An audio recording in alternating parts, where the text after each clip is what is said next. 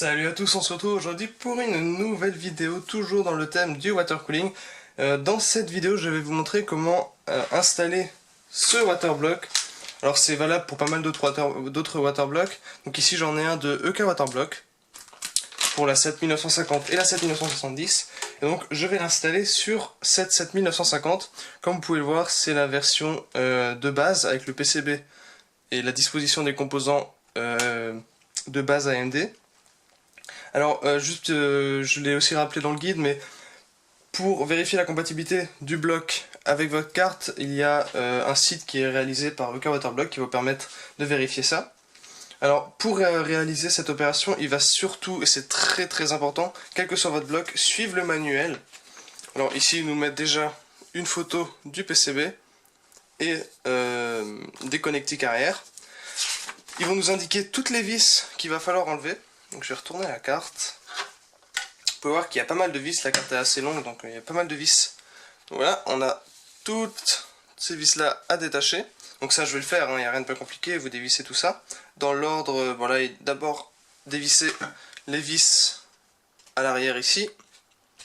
Et ensuite les vis au niveau du PCB. Et donc je vais faire ça. Ensuite quand vous avez fait cette opération, je vais vous le montrer, mais il faudra retirer tout le bloc de refroidissement pour ne voir que la carte en elle-même. Alors maintenant que j'ai retiré toutes les vis, je vais pouvoir retirer le système de refroidissement de base AMD. Alors il risque de coller un petit peu en fait, étant donné qu'il y a de la pâte thermique d'appliquer de l'autre côté. Mais allez-y doucement, là je vais faire ça hors caméra sinon je vais faire des bêtises, mais allez-y doucement pour retirer le système de refroidissement et il ne devrait pas y avoir de soucis. Pensez simplement lorsque vous avez réussi à décoller cette pâte thermique, alors là c'était très bien collé chez moi, pensez juste à débrancher le ventilateur qui est branché ici. Hop, voilà, je vais mettre le système de refroidissement de côté. Donc après vous avez la carte, je vais peut-être dézoomer un peu. Donc là vous avez la carte en fait, qui n'a plus de système de refroidissement. Il va juste falloir, comme d'habitude, il va juste falloir retirer la pâte thermique qui est sur la puce graphique. Là j'avais aussi des pads qui sont un peu restés, que je vais enlever. Et donc nettoyer un petit peu tout ça. Pour ce faire, vous pouvez prendre, pour commencer, du papier toilette pour passer un petit coup. Et je vais finir, vous pouvez finir, alors dans le manuel ils indiquent de finir avec par exemple un coton-tige. Moi je vais finir avec ça, ça ira aussi. Donc je vais faire ça et puis on se retrouve pour l'étape suivante. Alors maintenant que mon GPU est bien propre, comme vous pouvez voir, il est assez propre là, donc il va falloir dans un premier temps appliquer la pâte thermique. Pour ce faire, c'est très simple et c'est indiqué aussi dans le manuel. Vous faites juste une forme de croix en fait. Donc, on va pas en mettre trop non plus.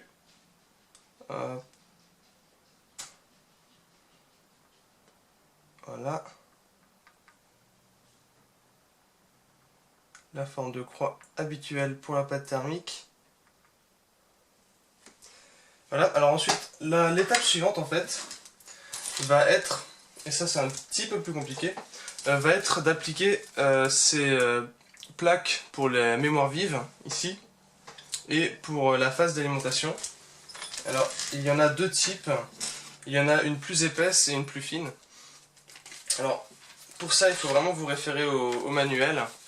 Alors, en fait, vous avez des numéros. Alors, ils mettent des numéros en fonction de l'épaisseur. Voilà.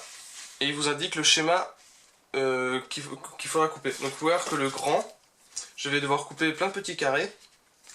Voilà, ce grand-là, qui fait 0,5 mm d'épaisseur, je vais devoir découper plein de petits carrés. Et deux bandes. Donc, qui vont se fixer. Voilà, les numéros 1 vont se fixer sur la mémoire vive. Donc, c'est voilà, ce truc là. Et les bandes vont se mettre ici à droite. Voilà. Là juste à droite de ces espèces de carrés noirs. Et donc il faudra aussi le numéro 3, donc il faudra découper, je crois que c'est c'est l'autre petit carré qu'il donne avec. Il faudra le mettre ici, oui, ici, il y a encore deux petits, je vais vous montrer ça. Voilà, il faudra les mettre là. Voilà, c'est ces composants-là qu'il faut refroidir. Et à l'arrière, est-ce qu'ils indiquent encore autre chose? Non, après à l'arrière, ils indiquent le placement sur du bloc. Donc ce que je vais faire, c'est que je vais couper tout ça, les placer, et puis après, on se retrouve pour le placement. Petite astuce pour prendre les bonnes dimensions au niveau des patins de pâte thermique. Vous pouvez faire un marquage, des marquages avec un tournevis ou une petite quelque chose de pointu en fait. Vous faites juste un marquage, comme ça vous êtes sûr d'avoir les bonnes dimensions. Puis comme ça ensuite vous coupez à la bonne taille votre petit patin et vous le collez dessus. Voilà. Sur ces patins de pâte thermique, pensez aussi à retirer les deux films de protection. En fait, il y en a un premier un peu plus épais, mais il y en a un deuxième sur le dessus en fait. Donc pensez à retirer les deux. Alors j'ai fini de placer les différents patins pour refroidir la rame et les V-rames, ça. J'ai aussi installé mon slot PCI qui ne fait que 1 de hauteur. Donc il y avait juste une vis à enlever, hein, c'était pas... ça se change très facilement, vous pouvez l'acheter si vous le souhaitez. Alors là maintenant ce qu'il va falloir faire, il va falloir placer le bloc, le visser une première fois, le serrer, je vais vous montrer ça après. Et après il faudra le retirer et vérifier que le contact soit bien fait entre la plaque de cuivre que j'ai ici et la carte. Donc là je vais placer ça, on va aligner et on va poser déjà une première fois le bloc. Je vais retourner la carte. Hop, je la pose à plat. Donc là maintenant le bloc en soi est installé, alors il va falloir... Donc vous avez votre petit sachet de vis qui est toujours fourni, quel que soit le bloc que vous prenez. Donc il va falloir... Bon, il y a beaucoup de vis, hein. Il va falloir... Donc à chaque fois il y a une petite rondelle à mettre, évidemment. Donc il va falloir visser en fait, voilà, si la rondelle veut bien rester en place. Hop, il va falloir visser toutes les vis. Alors ça se visse pas aussi fort qu'un bloc pour CPU. Donc on va pas y aller trop fort. On va visser toutes ces vis et après il faudra les redévisser, enlever le bloc et vérifier que le contact soit fait et revisser le bloc. Donc je vais vous épargner cette longue procédure et juste vous montrer donc la manière dont on fixe ce bloc là. Après avoir vérifié que les contacts soient bien faits au niveau de la carte, eh bien vous avez terminé l'installation du waterblock. Alors là on ne voit rien, pardon. Donc voilà à quoi ça ressemble ensuite. Alors, comme dit précédemment, ici j'ai, enfin je sais pas si je l'avais dit, mais ici j'ai une version avec du cuivre, donc il faut éviter de toucher, hein, c'est tout.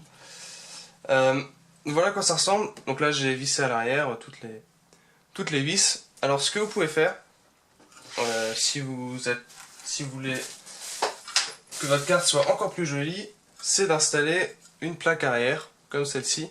Donc moi elle sera, elle se place comme ceci, voilà. Donc moi je vais encore visser cette plaque là en plus, pour rendre la carte plus belle, c'est juste esthétique, hein. Mais je vais pas le montrer dans cette vidéo parce que c'est quelque chose de très simple, il y a juste 3-4 vis à visser. Donc voilà, sinon pour l'installation du waterblock, après il vous reste plus qu'à l'installer dans votre système avec le système de fixation habituel. Voilà, merci d'avoir regardé cette vidéo et n'hésitez pas à vous abonner.